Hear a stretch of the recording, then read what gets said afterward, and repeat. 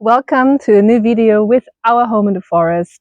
I am Caroline and I'm living with my husband and our two little children in Central Portugal. We moved to our forest farm in January 24, so this is now 1.5 years ago. So this is our second summer here in our beautiful land. Today let's talk about our grapes. I have been doing already another video about me thinning out the grapes for a better growth and to prevent mold and fungus. Go over there and check that out. Today we are talking about how we were cleaning our big vineyard and how we have been recovering the grapes that we found in the forest. And when you're finished watching, let me know in the comments below. Are you eating grapes? Are you loving wine? Do you have your own grapes? And if you have, what are you doing with them? So let's dive into the video and let me show you how we were cleaning the vineyard.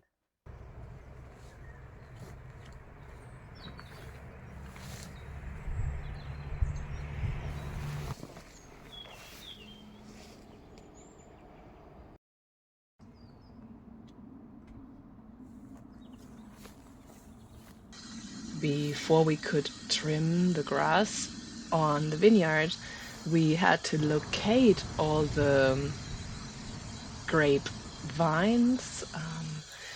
I was going ahead and pulling some of the weeds around the smaller grapes so we would be able to see them and not accidentally cut them with the grass trimmer. And if necessary, I attached them with some natural fiber yarn to the metal wires.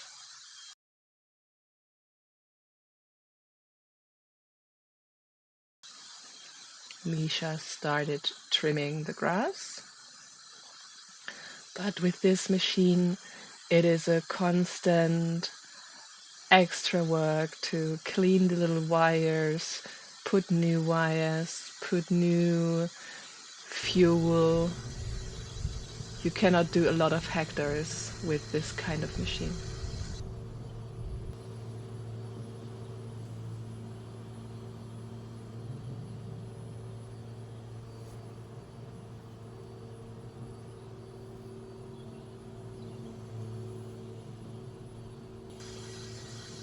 Attaching again the branches of the little vines.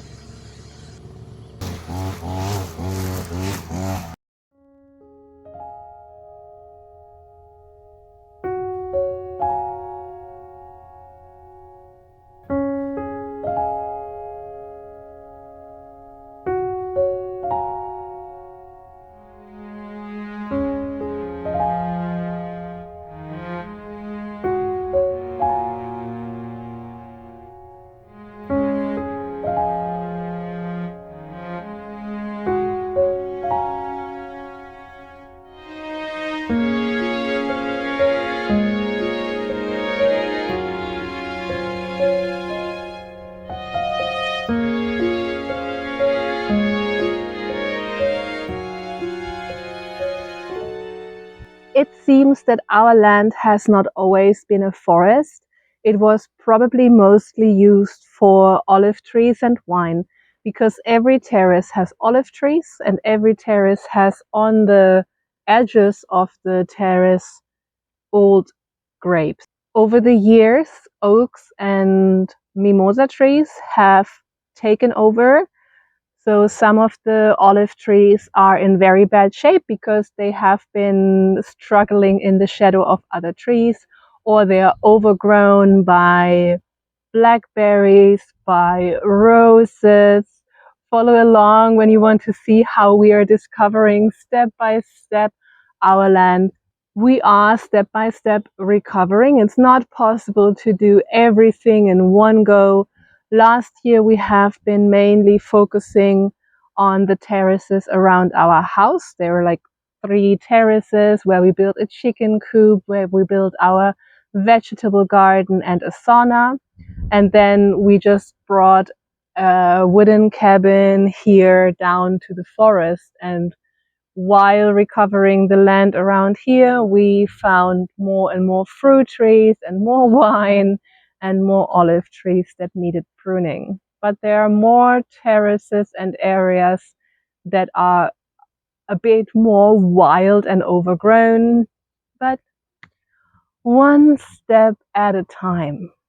Let's talk about our grapes. We have not been successfully growing any grapes last year due to what I guess powdery mildew mostly. The fruits were all shrinkled up when we noticed that something was wrong. We were trying some home remedies to spray it, but probably overall we have not been treating the grape vines as we should have. So let me tell you what we have been doing so far. We had a friend over in autumn to open up the ground in our vineyard, a little hill behind the house, to make sure the nutrients and the water in winter and in autumn would properly penetrate the ground and not just wash down the hill. The growth is great so far. Then in early summer, spring, we have been breaking out the fresh growth to make sure that they were at least 2 fists apart. That's another new friend that we are having recommended to do it like that. And I have been doing that very rigorously and very conservative. Like, I rather have less grapes this year than none. So I have been taking out very, very carefully a lot of the growth, and it was great. And actually, there is so much more growth again that I'm not sure if I should take out again or if it's fine now, because now it's also becoming more and more dry, and hopefully the danger of fungus diseases is slowly decreasing because it is overall more hot. But we are also prepared to spray neem oil if necessary, because the home remedy didn't do us any good last year. The vines are old and at some parts crooked and not directly aligned with the metal wires that we have in the vineyard. But overall, the goal there will be to go with a fencing system where 2 branches of the grape will be attached to the lowest wire, and then the fresh sprouts in spring can go up and support themselves with the fruit. Here you see 2 very nice examples here and there how you want the wine to grow. We have here the old wood, and it has been sprouting upwards, and the wine will eventually attach itself, grows upwards, and then it has here the grapes. So this one is perfect. The spacing is good. I will check if there is anything sprouting that we don't want. So we don't want it too crowded to not have any diseases, mold. And then when the grapes are becoming heavy, we just need to see that they're not like falling on the ground or anything. I think I take one out. But this has the best grape.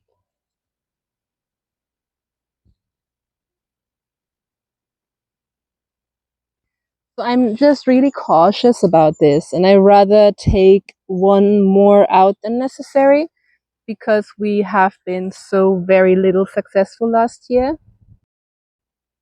This one also looks really, really nice. We have already the little grapes. I will remove these because here's another one growing. I really don't want them to grow crowded. Like 2 hands apart, the next one, a hand apart, the next one. One here, then the next one, and so on. And here's already the next plant, so this is kind of not ideal. Don't worry, the leaves are edible, so we will eat them tomorrow, I think. For today, I have another plan. here around our wooden cabin, my idea is a bit different. Let me show you. Here is an example of one vine that was growing very wildly all over the place. And I have been attaching her to the metal wire here. And that would be also my goal for the future, to have some sort of natural wooden fences down here. So I will support and encourage the old wood structure to grow thicker.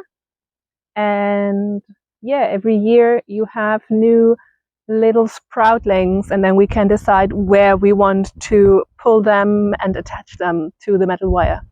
Here behind the cabin is another example. Even though I probably will need to cut her down in the future, this year I went with this because I wasn't sure which parts were still alive.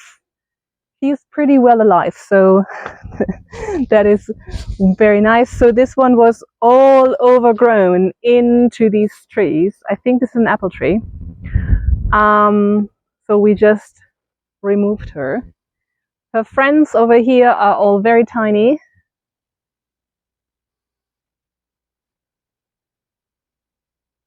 Now that the wine is coming up everywhere, we are trying to put it in place, not only in our vineyard that we have been cleaning last week. Now it's also about all these plants that are growing all over our land because they have never been trained.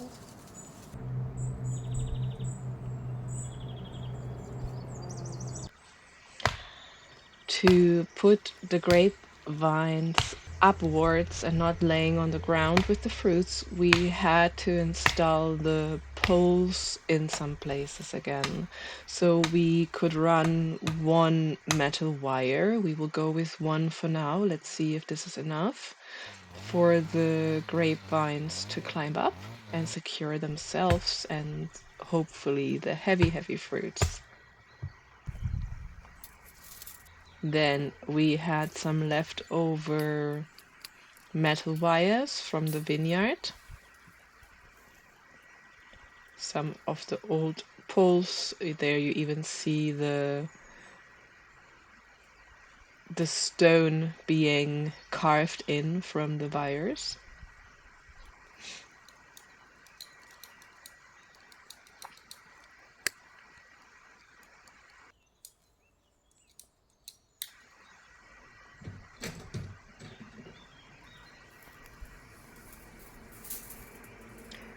Trying to stretch it as much as possible, and of course the chickens would always be there to help. There are so many terraces, and basically each border of the terrace has grapes, so each of them needs metal wire. There are sometimes trees growing. In this case here it's pomegranate, or how would you pronounce that? I am not sure. In Portuguese these are romã.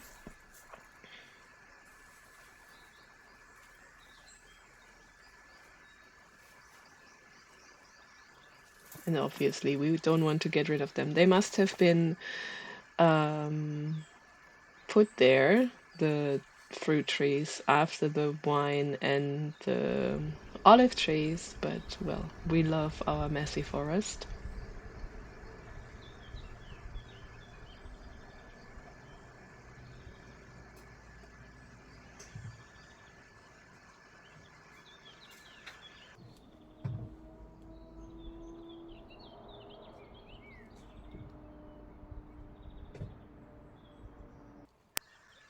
There are these massive old grapevines next to the wooden cabin, and while pruning we did not know if they were still alive and if they would be sprouting again, so we left them quite long, and boy, they are fine. They are sprouting everywhere.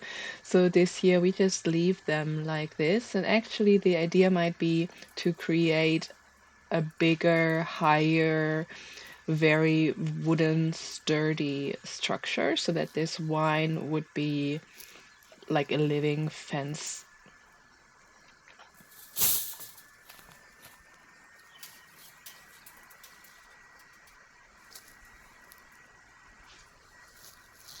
There they are. They have the tendency to grow upwards to the light.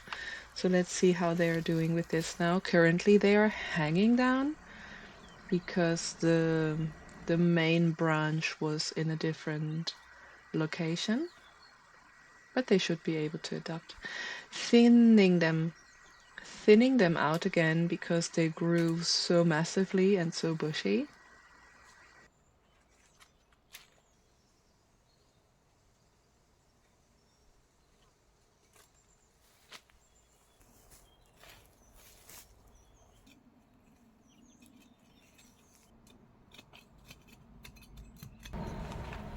I got this jasmine plant for my birthday.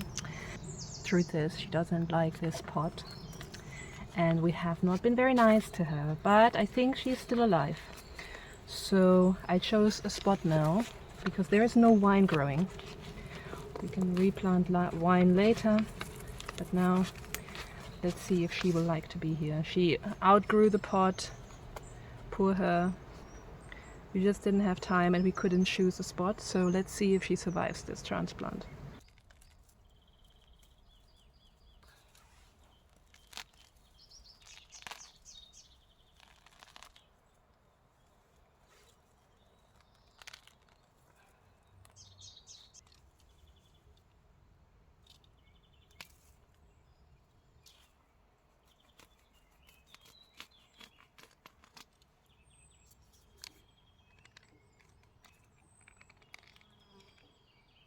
So I'm checking each branch if there is already fresh growth. Maybe this one looks good. It's definitely dead.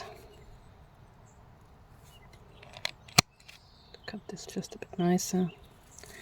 Okay, so next branch. This one, not much. This one here we have a leaf.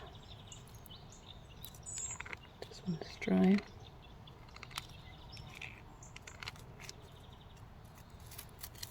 This one still green, so take it out here. Nothing. This one, this looks good, look. It has been trying to survive with this.